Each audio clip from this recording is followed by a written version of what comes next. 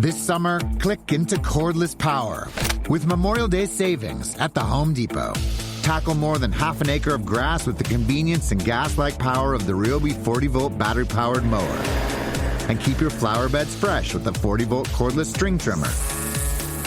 Then clear debris with the 40-volt jet fan leaf blower. Click into Memorial Day savings happening now at your cordless power source, the Home Depot. How doers get more done.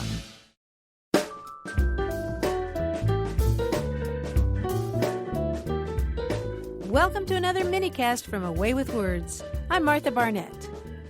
Maverick. Maverick, Maverick, Maverick. Maverick, Maverick, Maverick, Maverick, Maverick. Maverick. Is it just my imagination, or are we hearing this word a whole lot more lately? It applies, of course, to a politician who's staunchly independent and stubbornly non-conformist. So where'd we get an odd word like that anyway?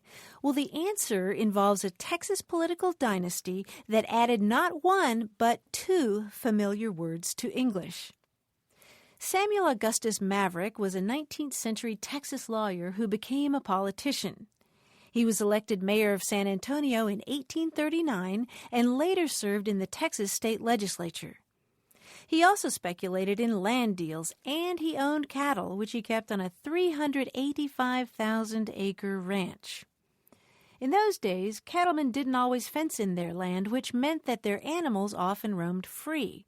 So ranchers would brand their cattle to prevent theft and to resolve any disputes over ownership.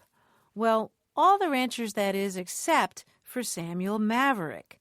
Maverick was notorious for refusing to brand his own livestock.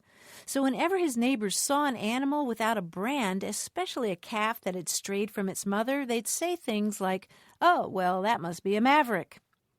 Maverick told people that he considered branding cruelty to animals. Skeptics, though, charged that by refusing to brand those animals, Maverick could then lay claim to any unbranded cattle as his own.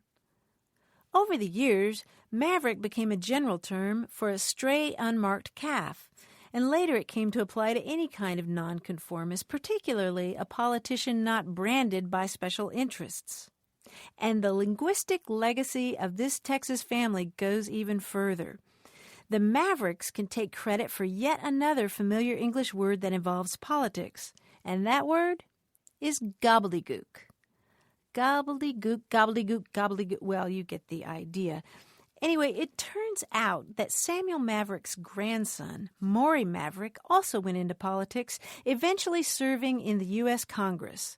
A plain-spoken, folksy Texan, he was appalled by the fog of stuffy, obfuscatory, bureaucratic language that hangs over and permeates Washington, D.C.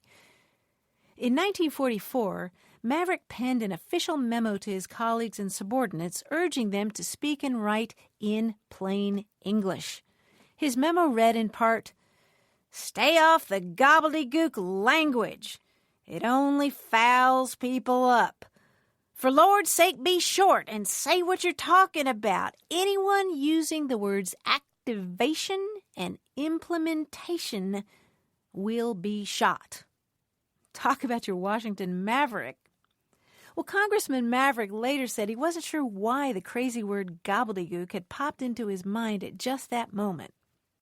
"Perhaps," he said, "I was thinking of the old bearded turkey gobbler back in Texas who was always gobbling and strutting with ludicrous pomposity.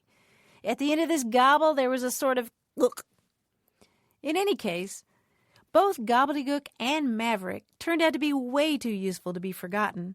Both found their way into dictionaries and onto the front page, especially in this election year.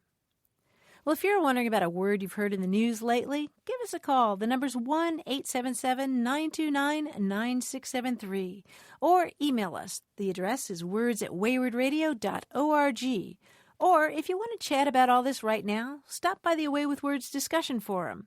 You'll find that at waywardradio.org/discussion. Thanks for listening.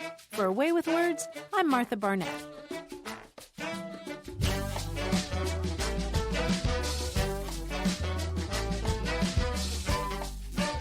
Support for Away with Words comes from WordSmart, the vocabulary building software. Improving your vocabulary, reading comprehension, and critical thinking skills will increase your chances for success. Learn more online at wordsmart.tv. And from iUniverse, supported self-publishing. Is there a book in you? Find out how to publish it at 1-800-AUTHORS or learn more online at iUniverse.com.